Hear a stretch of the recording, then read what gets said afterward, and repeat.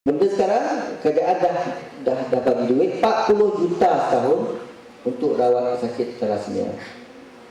40 juta setahun. Jadi dari segi konteks dalam Malaysia, mungkin ianya menjadi ke tahap, saya tak berani katalah saya bukan ustaz, tapi paling kurang tidak haruslah. Nanti sebab rawatan tu sudah ada yang optimal. Tapi kalau penyakit, katakan rawatan yang tidak ada penyakit, tidak ada rawatan yang optimal, seperti contoh penyakit contoh yang kita ambil Edward syndrome. Satu sindrom yang mana kebanyakan bayi akan meninggal sebelum umur 3 bulan. Malah kebanyakan bayi akan meninggal masa umur 1 bulan. Dan dia ada masalah jantung dan masalah lagi lah, masalah otak dan sebagainya. Atau penyakit macam TSEC yang buta tu dia sebagainya. So mungkin dari segi itu terkait individu lah, betul lah. So saya dari segi medical, saya bersetuju pemahaman fatwa seperti mana Kapten Hafiz cakap tadi. Tapi di Malaysia kita ingat yang saya sebut tadi, fatwa-fatwa kemasaan mengatakan makro kalau kurang daripada 40 hari, kalau kurang 120 hari harus, dan kalau lebih daripada 120 hari adalah haram. Jadi this is especially for my non-Muslim students. Saya mengajar mereka dalam kelas, saya untuk jumpa dalam kelas, dia tanya, mereka jawab sekarang fatwa apa kan. We have Islamic Council regulating regulating okay, on whether we should continue with the pregnancy, for example, if the Dr. Sambon, if because not the mother, I mean the baby, right?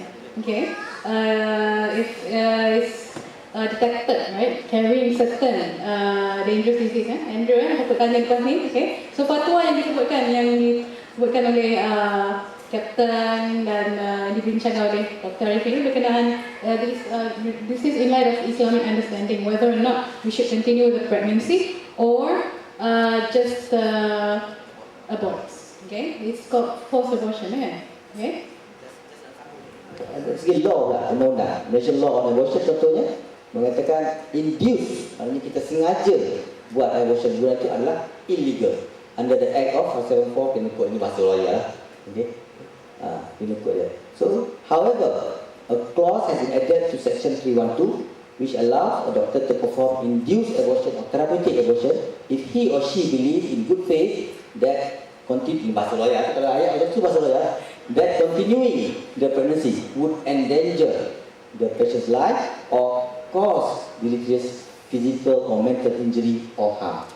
Nah, ini maknanya kalau dia menyebabkan pesakit itu bahaya dalam segi nyawa atau menyebabkan dari segi fizikal dia ataupun mental dia kepada ibunya lah, dan boleh dari segi law kalau doktor berpendapat begitu, tapi jarang doktor berpendapat begitu dan sampai ke tahap tu boleh melakukan abortion dari segi undang-undang. Doctors performing therapeutic abortion for thalassemia major justify their decision based on the couple's request that continuing their pregnancy would cause deleterious mental injury or harm. Tapi nak sampai kepada tahap tu bukan senang. Okay. Adakah doktor kena betul-betul yakin? Maknanya adakah ibu yang mengandung tu bila dia ada janin yang disahkan thalassemia major, bukan semua jenis thalassemia major, okay, akan mengganggu ibunya punya mental ataupun fizikal. Pada kebiasaannya, saya sendiri berpendapat, saya rasa kebanyakan doktor akan berpendapat tidaklah. Harap faham ya, semua student semua faham ya. Okay, especially Rubini, Kumara Rubini, my student. Yeah, tomorrow before you ask me in class, okay, fatwa and all this. Ini discussion perbincangan berdasarkan agama Islam, okay. Dan probably in your case as non-Muslims, ini persoalan etika. Pada kalangan doktor mereka akan ada dilema, itu dilema dari segi etika. Okay, jadi soalan yang terakhir saya rasa boleh dipendekkan jawapannya, tapi ternyata jangan datang kan. Jadi contoh soalan terakhir malam ni, contohnya salah seorang selepas bernikah, okay, berkahwin, menikah, tak ada lagi topik nikah dengan Nisa, okay. Didapati pasangan contohnya Halim lah. Amin kahwin lah dengan Nina. Jadi lepas kahwin tiba-tiba rupanya Amin ni ada penyakit berat. Contohnya HIV. Dia tak bagi tahu sebab masa bercinta semua indah belaka kan. Okay. Atau contohnya mungkin Amin ni ada thalassemia ke. Contoh lainnya mungkin kalau lelaki ED lah, erectile dysfunction contoh mati pucuk bahasa biasanya, atau darah istihadah yang berpanjangan bagi wanita. Okey. Jadi didapati ini isu etika juga pasangan Amin ni dia menyembunyikan daripada Nina tadi. Nina dah kahwin by handsome Amin hidung mancung. Okey. Alright. Didapati Amin menyembunyikan penyakit tu. Okay, dia dah tahu tapi dia menyembunyikan sebelum menikah. Jadi persoalan bagi kita, Muslim atau non-Muslim dari segi perkahwinan itu sendiri, apakah boleh, mungkin doktor ni, Kapten boleh uraikan mungkin apakah boleh bagi pasangannya yang tak sakit tu untuk minta cerai? Bismillahirrahmanirrahim. Dalam sebuah hadis riwayat Imam Muslim dalam kitab sahihnya, Rasulullah SAW pernah berjalan-jalan lalu baginda melintasi sebuah kedai yang menjual makanan. Ada makanan dalam bakul-bakul ke apa ke. So yang di depan sekali itu makanan tu nampak cantik je. Namun Rasulullah SAW merasakan petunjuk wahyu mungkin memasukkan tangannya ke dalam. Dan ternyata makanan di dalamnya itu di lapisan bawah sudah basah. Maknanya busuk ke rosak ke apa. Lalu baginda bertanya, wahai pemilik makanan, wahai pekedai, kenapakah ini? Kenapakah kamu tidak meletak makanan yang rosak di atas supaya orang yang lalu lalang dapat mengetahuinya? Ditegur terus pada pekedai itu. Lalu selepas itu baginda menyambung lagi, sesiapa yang menipu di kalangan umatku, maka dia bukan daripada kalangan aku. Siapa yang menipu bukan daripada, maka dia bukan daripada kalangan umatku. Maka menipu ini adalah satu kesalahan yang sangat besar. Sampai-sampai kesalahan itu Imam Muslim sendiri bila letak hadis tu di bahagian awal Kitabul Iman, dalam bab iman, Imam Nawawi rahimahullah bila mensyarahkan hadis ini, dia menerangkan bila Rasulullah berkata bukan di kalangan umatku, maknanya memang mungkin ada tafsiran yang berkata yang lebih moderate ke, apa nak kata bukan yang mengikut petunjuk Rasulullah ke, bukan di atas jalan Rasulullah ke. Tapi yang benar, yang tepat lagi ialah memang bukan daripada Islam itu sendiri. Sebab kalau tak ikut jalan Rasulullah, ikut apa lagi? Ya, begitu besarnya itu. Jadi masing-masing pasangan-pasangan, masing-masing individu sebelum berkahwin hendaklah jujur memberitahu kepada bakal pasangannya apa-apa kekurangan, apa-apa penyakit. Dan satu penyakit mungkin kita tak tahu, maka seperti yang saya sebut sebelum itu, membuat pemeriksaan perubatan yang penuh dengan fokus beberapa jenis penyakit itu. Okey, sekarang ini sebelum kahwin dah tahu ada penyakit. Okeylah, saya suka penyakit ni, mati ucuk. Bukan saya suka buat yang contoh. Okey, mati pucuk. Si lelaki dah bagi tahu pada bakal pengantin, bakal isterinya tu, saya ni mati pucuk daripada kecil sampai sekarang masalah itu. Kalau si isteri itu berkata tak apa, saya sanggup menerimanya. Sebab apa? Sebab lazimnya dah bercinta. Bila dah bercinta sebelum bernikah, mata jadi buta. Sebab tu kita biasa dengar orang-orang selalu berpesan jangan bercinta sebelum nikah. Sebab apa? Bila dah bercinta sebelum nikah tu, semua kesalahan, semua benda tak betul, semuanya boleh saja. Sampai-sampai kalau jumpa parents-in-law minta duit hantaran 30,000, okey boleh. Walaupun dia RM30 je jalan wallet itu. Tak apa, saya akan cari, saya akan hutang. Hutang sebelum kahwin adalah resepi untuk bercerai selepas kahwin. Sebab selepas kahwin itu sendiri, kos kehidupan sangat tinggi. Bila ada anak, lagi tinggi. Padahal hutang sebelum kahwin tak ada lagi. Rumah nak beli, kereta nak beli, perabot nak beli, katil nak beli. Okey? Jangan berhutang kerana nak bayar duit hantaran. Okey, itu. Ataupun kerana cinta tu sanggup saja. Penyakit apa pun boleh lah. Ini kudung kaki ni, bawah ni kaki plastik, atau apa boleh juga. Ini gitu, ini gini, semua boleh juga. Sebab tu lah, bila dah bercinta sebelum kahwin, semuanya jadi boleh. Bila dah kahwin, bila dah setahun, 2 tahun, susah betul. Okey, sebab macam tadi teacher tanya kenapa nak buat medical check apa semua tu, bukan sekadar nak hidup panjang, tak, kebahagiaan hidup selepas bernikah. Sebab sehat ke tidak sehat ni banyak memainkan peranan. adalah satu faktor yang banyak memainkan peranan. Ialah kita nak jalan-jalan sama-sama dating-dating di pantai cahaya bulan. Tapi suami tadi Encik nak dating macam mana? Tolak dia berat, bulan nak tolak kat pantai, Encik melekat, ada bukit tolak je lah. Alright?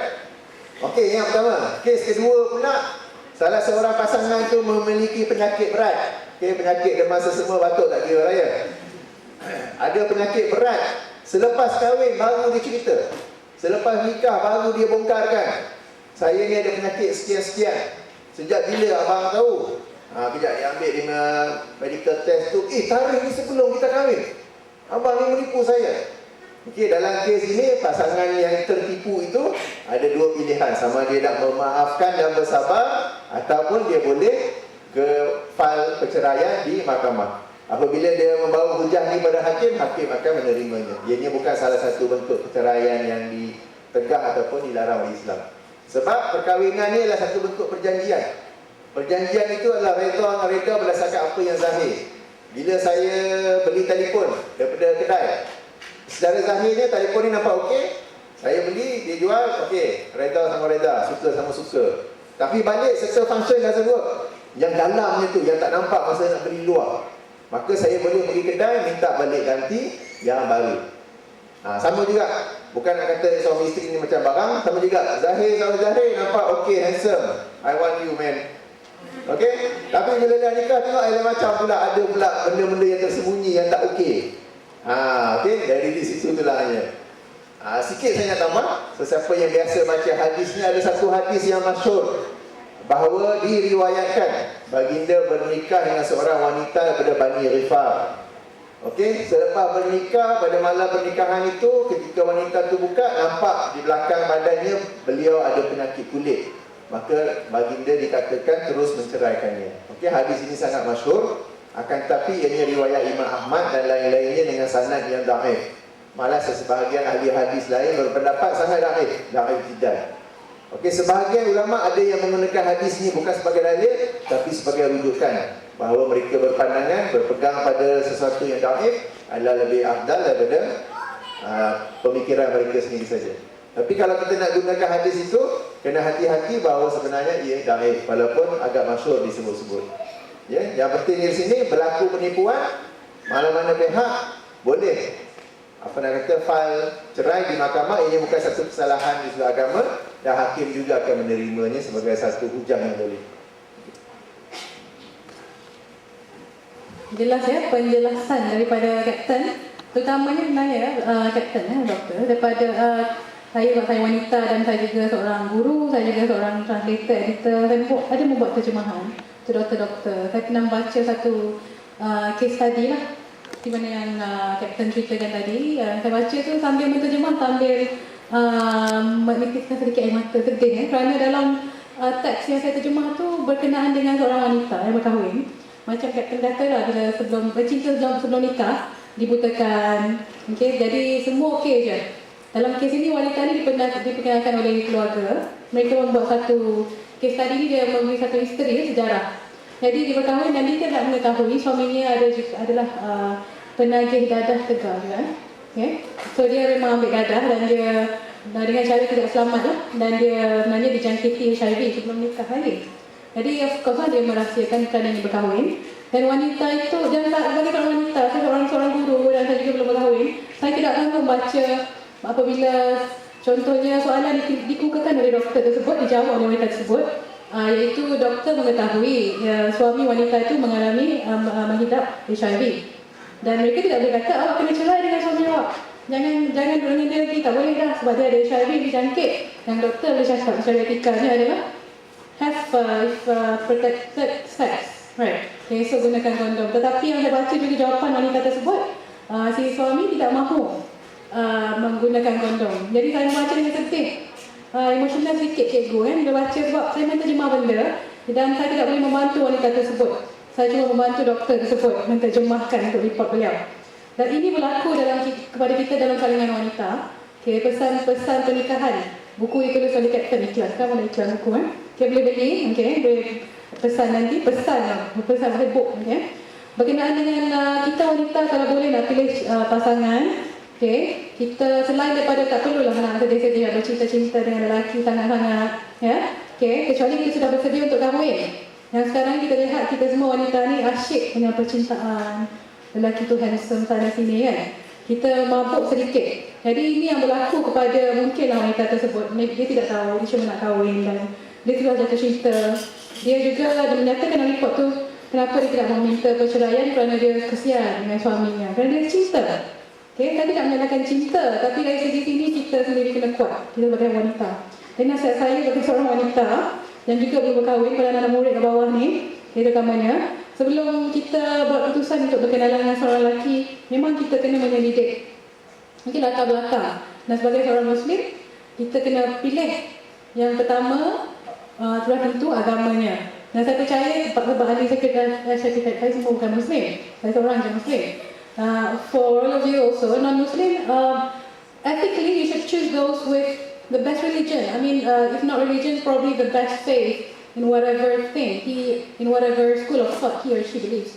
Some of you are atheists, right? What I mean is you don't have a religious belief, but that does not mean you shouldn't choose a man or a woman with a firm belief in any good school of thought. Itu saja penjelasan saya. You faham? You have to find someone at the least the best in his character. Okay? Sebab saya tak nak cakap hanya kepada Muslim. Anak murid saya ada juga yang bukan Muslim kan. Jadi wanita terutamanya pilih dengan baik. Jangan dibutakan. Seperti kata Kapten Buta tadi kan. Kerana cinta. Bila tiba masa dia, insyaAllah dia akan datang dan boleh bisa bernikah nanti. InsyaAllah. Okay? Jadi untuk penutup saya ingin menjemput Dr. Arifin memberi sedikit kan, hampir sebelah sedikit lah kena ada kesimpulan sedikit. Dipersilakan.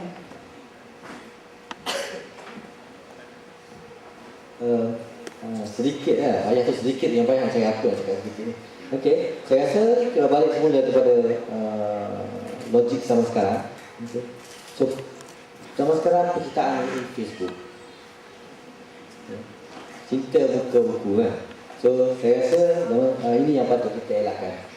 Bukan kata tak benarkan, tapi kita melalui Facebook ni saya nampak ada bahaya dia. Okay? Satu bahaya dia tak tahu siapa dia. Dia mungkin gambar, dia comel kat situ entah apa, negro pun tak tahu. Sorry kalau saya kutuk negro, termasuk saya macam tu lah. Negro lagi eksis. Mungkin, ada orang kat negro mungkin. Tak, mungkin dia ada sopak ke, dia ada masalah, mungkin dia hidung tak ada ke, mata sebelah tak ada ke, tahu gambar yang letak adalah gambar yang lain. Kan? Dan bahasa-bahasa yang diguna adalah bahasa yang lain. Ini masalah pemuda tak sangat-sangat ni, pemudi zaman sekarang. Itu saya punya closing itu. Penutup dari Kapten sebelum kita kepada soalan. Sedikit penutup kalau bagi saya boleh katakan termasuk dalam tuntutan agama juga, mungkin sunat, mungkin wajib, mungkin dianjurkan, ialah memberi perhatian pada kesihatan diri kita dan kesihatan bakal pasangan. Seandainya bakal pasangan kita hisap rokok, medical campus tak ada kot hisap rokok. Okey? Terus no. Dia kata nak janji nak berhenti, buat perjanjian sebelum nak nikah tu, seandainya kamu hisap sebatang rokok, jatuh talak satu. Buat perjanjian terus. Perjanjian seperti ini sesuatu yang dibolehkan. Seandainya saya bau rokok dalam mulut kamu, jatuh talak satu.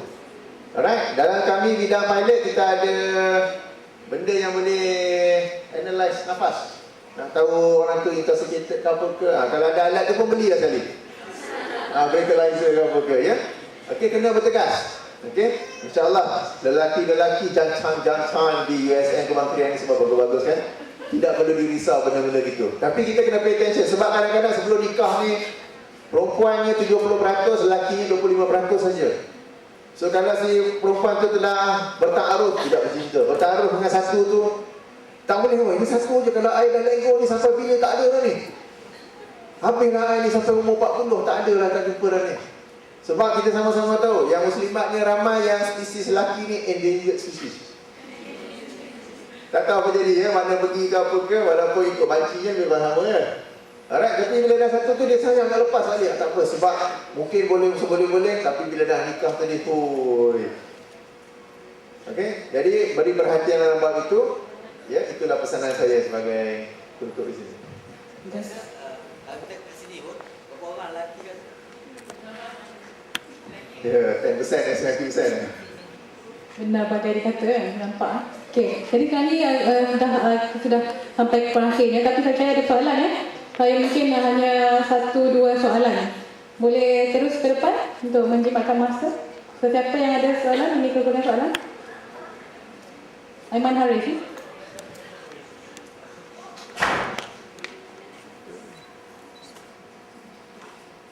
Assalamualaikum warahmatullahi wabarakatuh dan selamat petang kepada semua. Saya nak tunjukkan soalan ini kepada Prof. Satu soalan ini. Okey, tentang ujian saringan DNA, adakah kami yang golongan muda ni boleh mengambil ujian saringan di hospital pada bila masa ataupun ADS khusus sebelum perkahwinan? Itu macam mana? Itu saja. Terima kasih. Ujian saringan genetik untuk thalassemia, saya khususkan untuk thalassemia, saya ini yang ada di Malaysia.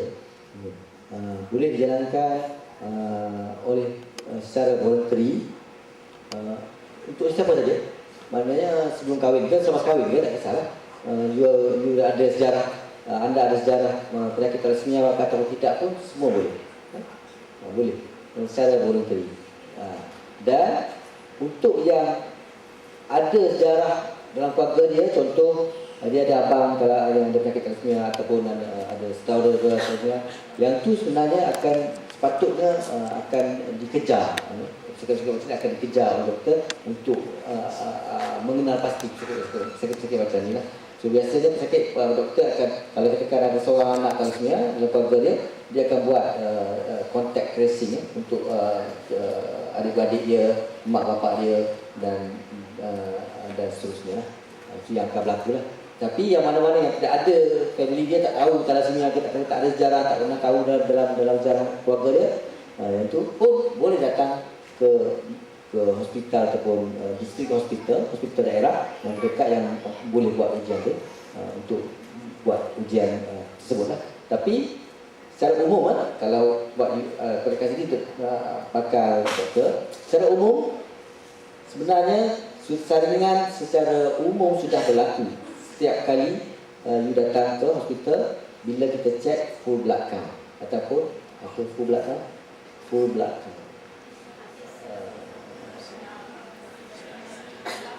saya Diorang faham kan full blood count kan? Okey. Dalam full blood count tu mesti ada hemoglobin, total white, platelet, okey. Salah satu parameter yang dilihat adalah yang saya kata adalah MCH. Okey, semua orang saya rasa pernah lalui ujian full blood count sepatutnya. Yang mengandung mesti. Kalau you mengandung kan, orang yang tak mengandung lagi kan. Ada orang mengandung kat sini? Pernah mengandung? Harapnya tidaklah. So yang pernah mengandung sebenarnya mesti ada buat full blood count. Cuma mereka orang tak tengok this parameter ni, MCH nama dia. Okay, kalau dia kurang daripada 27, kita katakan kurang daripada 27, okay, anda sepatutnya menjalani pemeriksaan lanjut, iaitu ujian untuk thalassemia. Paling mudah. Okay. Yang tu saja yang paling mudah. Ada soalan lagi? Terusnya mungkin?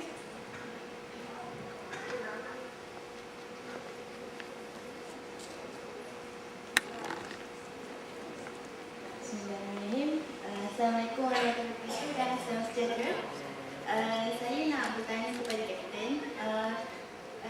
Katakanlah salah seorang tak kira siapa-siapa, dia ni mengidap penyakit sebelum kahwin.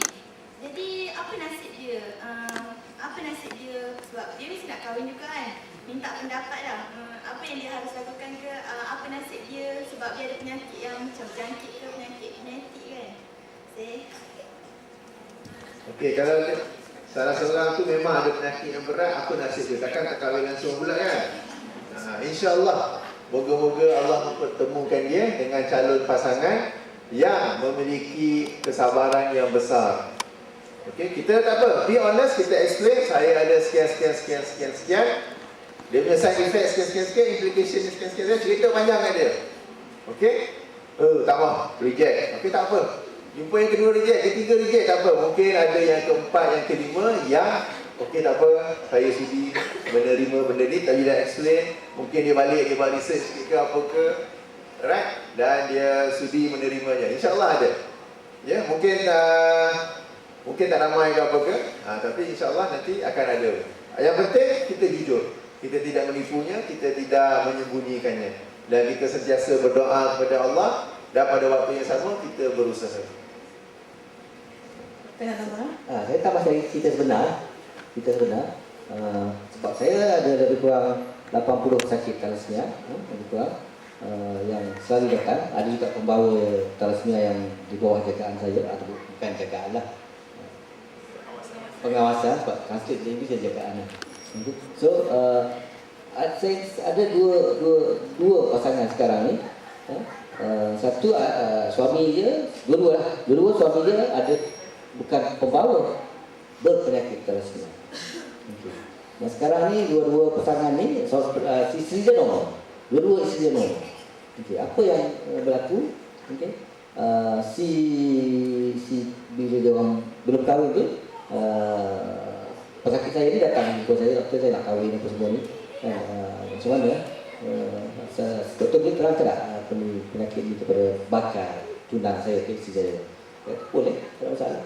So biasanya dia memerlukan support daripada doktor lah, supaya kadang-kadang si pesakit tak terang pada bakal tunang dia ataupun bakal isteri tu agak susah juga lah. Kadang-kadang orang tak limited dia punya knowledge kan, walaupun dia sudah mengalami pesakit dia selama 25 tahun tu, tapi nak cerita tu, tapi kita boleh cerita. So sebagai doktor, kita boleh membantu dari segi tu lah, apa penyakit dia, apa kesan dia, apa risiko dia. Biasanya orang takut apa tahu? Orang takut satu, walaupun dia kena thalassemia tu tidak berjangkit, tapi orang takut kahwin dengan orang thalassemia sebab takut berjangkit. Sebab dia tak faham. Itu yang dia takut. Okey, biasanya pakai isteri yang normal. Okey, yang kedua, dia nak tahu, pengalaman saya, dia nak tahu apa risiko anak dia. Adakah anak dia akan jadi thalassemia juga? Itu yang kita kena terangkan kepada bakal isteri yang normal. Apa yang kita terangkan, kalau you pasal apa anda kena cek dulu lah sama ada genetik thalassemia atau tidak. Kalau anda tidak ada genetik thalassemia, maka risiko hanyalah kemungkinan setiap kali anda mengandung, maknanya ada 25% risiko untuk mendapat anak anda jadi anak anda jadi pembawa. Tapi tidak ada risiko untuk anak anda menjadi berpenyakit. Sebab satu normal, satu tak normal kan? Satu saja. Dia kena dua-dua. Baru ada risiko untuk jadi anak tu jadi berpenyakit.